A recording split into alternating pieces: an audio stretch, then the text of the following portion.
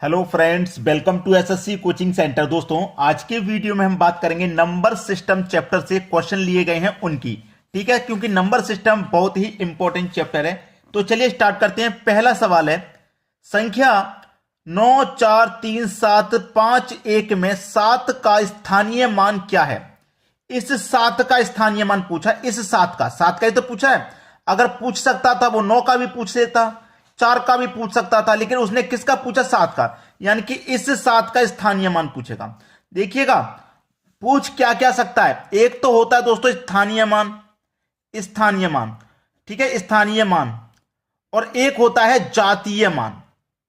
एक स्थानीय मान होता है और एक जातीय मान होता है। उसने पूछा स्थानीय मान, स्थानीय मान पूछा है ना। किसका पूछा है? 7 का। तो आप पीछे से चलेंगे, 7 पे आ जाएंगे, 7 को लिख लेना है। और इस 7 के बाद जितनी संख्या होंगी उतने जीरो ले लो। आप दो संख्या है ना, तो 2 जीरो ले लो। 7 के बाद में 2 संख्या, 2 जीरो ले लो। ये आपका स्थानीय मान हो गया। डी ऑप्शन बिल्कुल सही। अगर वो 7 की जगह पे 9 का स्थानीय मान पूछता, इस 9 का, तो हम 9 ले लेते और 9 के बाद जितनी संख्या उतने जीरो। 1 2 3 4 5 संख्या है तो 5 जीरो ले लेते हम। 5 का स्थानीय मान पूछता तो 5 लिखते और 5 के बाद एक संख्या तो 1 जीरो। उम्मीद करता हूं स्थानीय मान आप आसानी से कर लोगे अब। लेकिन जातीय मान क्या होता है? जातीय मान होता है, उसने पूछ लेता कि 1 का जातीय मान 1 होगा। अगर वो कह देता 3 का जातीय मान तो वही संख्या जातीय मान है। अगर वो कह दे 5 का जातीय मान तो 5 ही उसका जातीय मान है। अगर वो कह दे 9 का जातीय मान तो 9 ही उसका जातीय मान है। जिस किसी भी संख्या का वो जातीय मान कह दे वो संख्या ही जातीय मान है, वही आंसर है। ठीक है। और स्थानीय मान में जिस संख्या का पूछे उस संख्या को लिख लो और उसके बाद में जितनी संख्या है उतने जीरो कर दो, आंसर आ गया। चलिए अब देखते हैं अगला सवाल।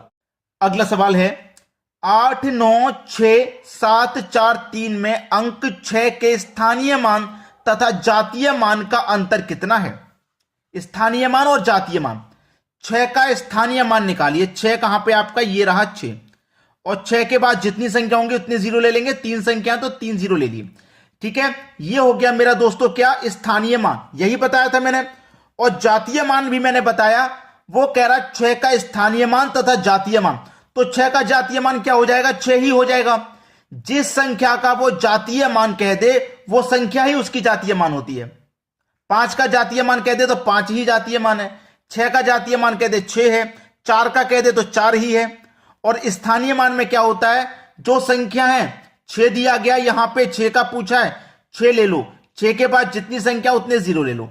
अब इनका क्या करना है? हमें अंतर करना है। ये स्थानीय मान ले लिया, ये जातीय मान, दोनों का उसने अंतर पूछा है।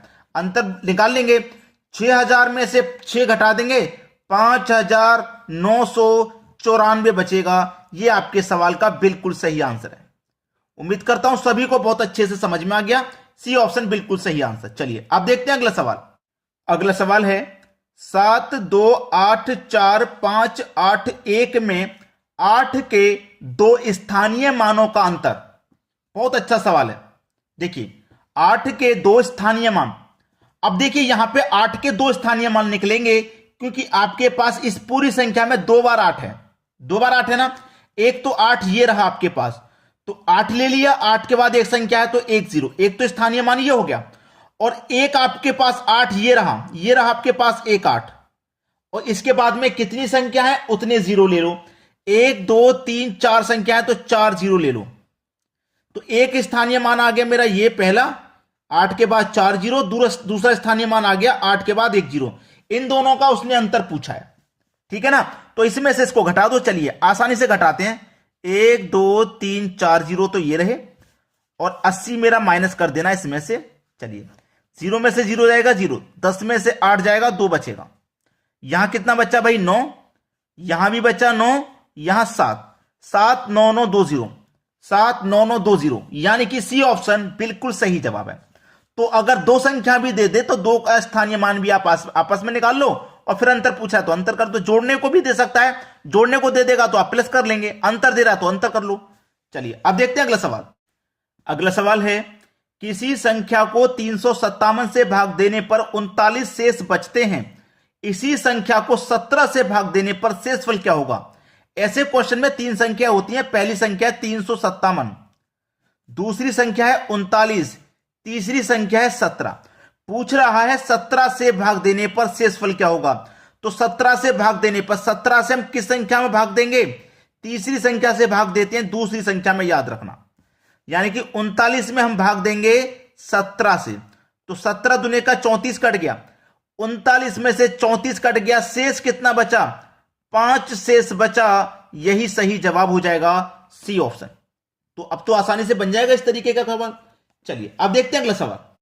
अगला प्रश्न है, एक संख्या को 5 से भाग देने पर 3 शेष बचते हैं, इस संख्या के वर्ग को 5 से भाग देने पर शेषफल क्या होगा। देखिए पहली संख्या 5, दूसरी संख्या 3, तीसरी संख्या 5, यानी कि 5 से भाग देने पर शेषफल क्या होगा। मैंने आपको बताया कि यहां पे तीसरी संख्या से भाग देते हैं दूसरी संख्या में, यही तो बताया। दूसरी संख्या आपकी 3 है, इसमें भाग देना 5 से, भाग जाएगा नहीं, लेकिन पूरा प्रश्न को पढ़ेंगे तो भाग चला जाएगा, क्योंकि पूरा प्रश्न है 3 शेष बचते हैं, इस संख्या के वर्ग को 5 से भाग करना है, संख्या के वर्ग को करना है 5 से भाग। इसका मतलब 3 का वर्ग 9 हो जाएगा, 5 से भाग कर दो, 5 एकम 5 कट जाएगा, 4 शेष बच जाएगा। यह सवाल का सही जवाब हो जाएगा 4। डी ऑप्शन बिल्कुल सही आंसर। चलिए अब देखते हैं अगला प्रश्न। अगला सवाल है आपका बहुत अच्छा सवाल, इनमें से कौन सा सही है। सही कौन सा है भाई, 4 ऑप्शन में से सही कौन सा है। माइनस का 16, माइनस का 15, माइनस का 16, माइनस का 15। देखिए जिस तरफ ये एरो होता है, जिस तरफ ये एरो का निशान होता है, वो संख्या छोटी होती है, याद रखना, वो संख्या छोटी होती है जिस तरफ एरो का निशान होता है। ठीक है, तो 16 से 15 छोटा है, बिल्कुल सही।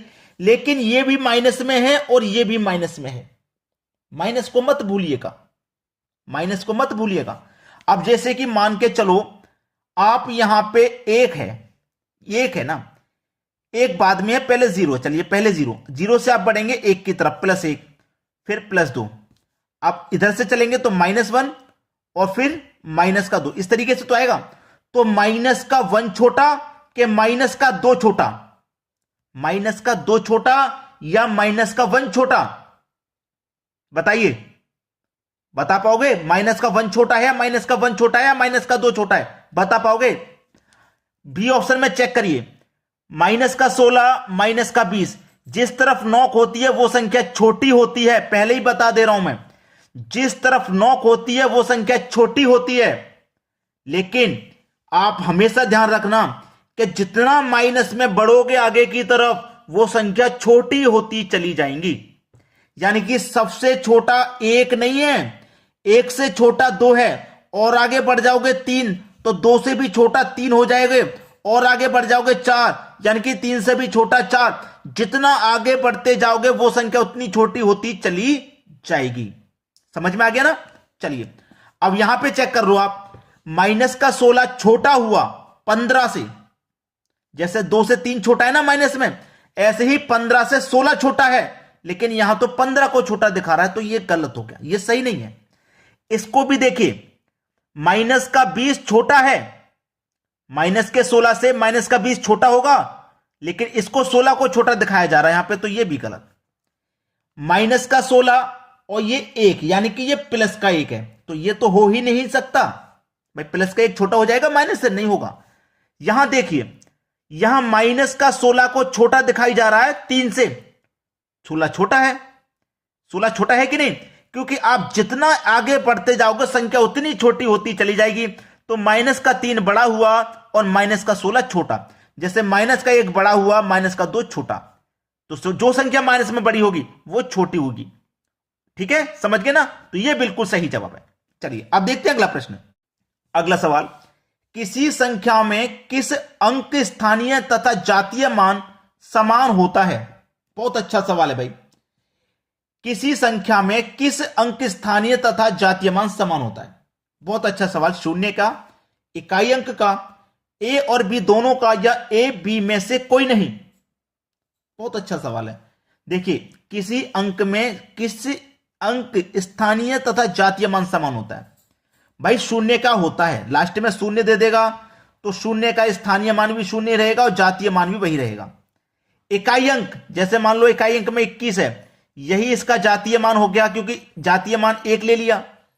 जातीय मान जो संख्या होती है और स्थानीय मान लूंगा 1 लूंगा, और 1 के बाद में कोई संख्या है नहीं तो एक ही स्थानीय मान रहेगा, तो जो इकाई अंक है ना वही स्थानीय मान जातीय मान रहेगा और शून्य में रहेगा। तो ए और बी इसका मतलब ये दोनों सही जवाब है, ए और बी ये दोनों सही है। चलिए अब देखते हैं अगला प्रश्न। अगला सवाल है संख्या 17054 में शून्य का स्थानीय मान।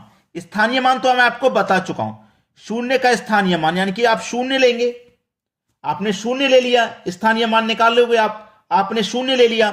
और इससे पिछले क्वेश्चन में ही मैंने आपको बताया था कि शून्य स्थानीय मान होता है और जातीय मान का शून्य का भी शून्य ही होता है और स्थानीय मान का भी शून्य ही होता है। तो सी ऑप्शन बिल्कुल सही जवाब।